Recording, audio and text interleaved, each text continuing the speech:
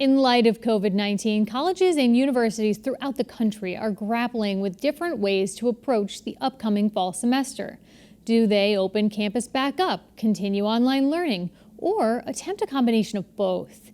Carolee McGrath spoke with Hampshire College President Ed Wingenbach to discuss the options that they're considering. One of the things that we've really got under control is our housing situation. Our enrollment's been down a little bit, which in this case has become an advantage. So we are able to house our entire incoming class in single rooms. So we'll spread everybody out around the campus. And we were able to make sure that nobody has to, no more than 3 students are sharing any one fixture in a bathroom. This is one of the main concerns about housing students in the fall. Can you get them into single rooms if possible and minimize shared bathroom usage? And so we've got that all mapped out. We know what that's going to look like. We figured out how to control entryway and exit points so that the traffic patterns work. So the first and most important thing, I think, is can we house students safely in a way that minimizes the likelihood of virus transmission? We've got that set and figured out. A couple other things that we're doing that are important. We are shifting our calendar around. So we will, and a lot of colleges are doing this. We're going to start a little earlier than we normally would so that our classes will go from August 25th to November 20th. And then the progress period, the sort of exam and project completion period will go through Thanksgiving to December 4th. So students will have the option at that point to, they can go home for Thanksgiving and then stay there and complete remotely. Or they could stay through the Thanksgiving break if they have, studio art projects or film projects or installations they're working on campus. So we'll have some options there. What we don't want is people going home for Thanksgiving and coming back, obviously. A third thing that we're doing, and I think this is a lot of colleges are doing, is thinking about how to ensure that our classes are delivered with great flexibility. So we're working with our faculty right now to make sure that every class has the capacity for remote participation.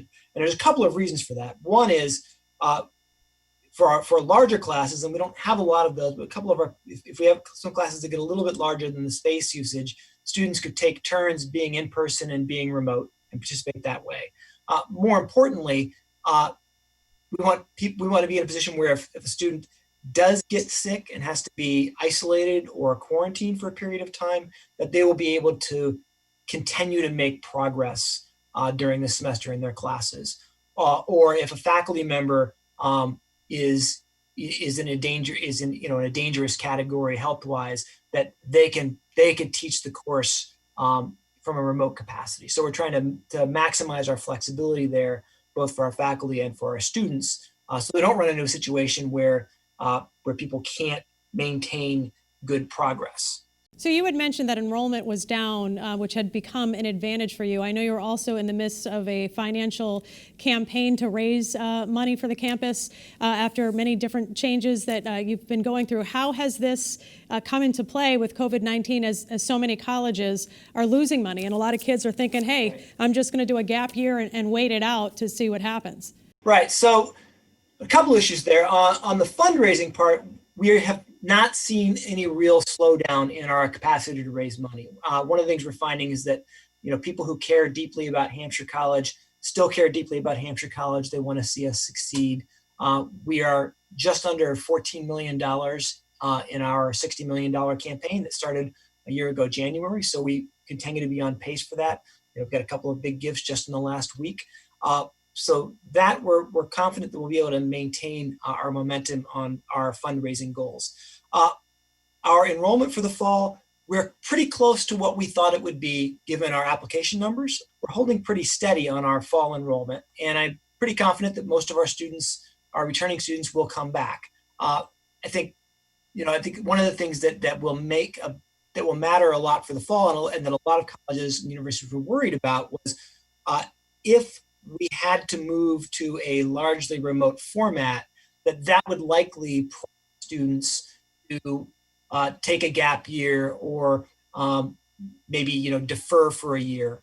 And right now, it doesn't look like, at least in our case, that we're going to have to do that. I think we are at least right now confident that we can have students on campus, in residence, in classes, taking advantage of the opportunities of a residential education that are really, I think one of the things that we saw last spring, again, across the country, is the real advantages of having students on a campus relative to having them dispersed all over the place. You had mentioned a little bit about changing the schedule, which I think a lot of colleges are doing, Sacred Heart, Notre Dame, kind of cutting off after Thanksgiving break so that I guess you have a chance to recover and keeping kids at home at that point. What are you hearing from some of the other colleges in the 5-college system as far as their capacity and what they're going to be looking at? Everybody is in the process of planning right now, so I want to be careful not to speak for the other 5 colleges about this. I mean, I'm sure you can invite them on, and they can talk to you about their plans.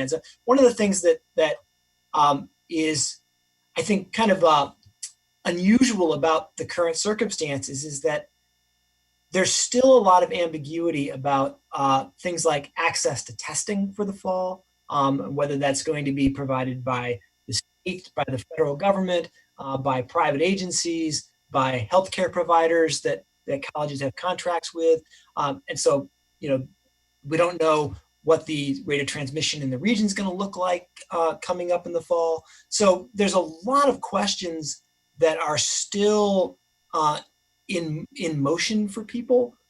And so there's a lot of colleges that are still trying to sort through those. And I think what you see if you look at the communications and the letters that people send out to their admitted students, their returning students, you'll see a lot of caveats around those that, here's what we intend to do, here's what we hope to do, here's what our plans are right now, we're giving you the best information we can, but it's still mid-June and there's 2 months to go and a lot of things could change between now and then. Are there possibilities for any sort of club activities, whether it be club sports or other activities that really kind of enrich campus life? So our student affairs group, we have what we call our student life continuity planning group. One of our many planning groups that's putting together putting together plans for the fall. They've been looking at how do we do different kinds of co-curricular activities, groupings, social events in ways that are creative and accessible to students while remaining safe. And there's kind of 2 steps to that. And step 1 is that we have to make sure that all of our students, along with our faculty and staff, understand the expectations of the appropriate behaviors on campus, right? Everyone needs to be wearing masks. Everyone needs to maintain social distancing. People need to wash their hands regularly. People need to symptom check every day and make sure that there's any chance that they might be ill, that they stay home or at their room. And if you do all those things, I think this is pretty clear from lots of different studies. If you do all those things, you can dramatically reduce the rate of transmission. And once you've done that, if you've got your rate of transmission relatively low through behaviors, right, that you're protecting one another, then you can start to think of creative ways to gather in smaller groups to do activities like, just give you one example. One of the creative ideas here is, could we do campus movie nights where maybe you show a movie out in the quad where people can spread out, and you also invite people to stream it in their dorm rooms, right? So that people are able to have a shared experience in a dispersed or distributed way. So, I mean, that's the kind of things that we're trying to figure out.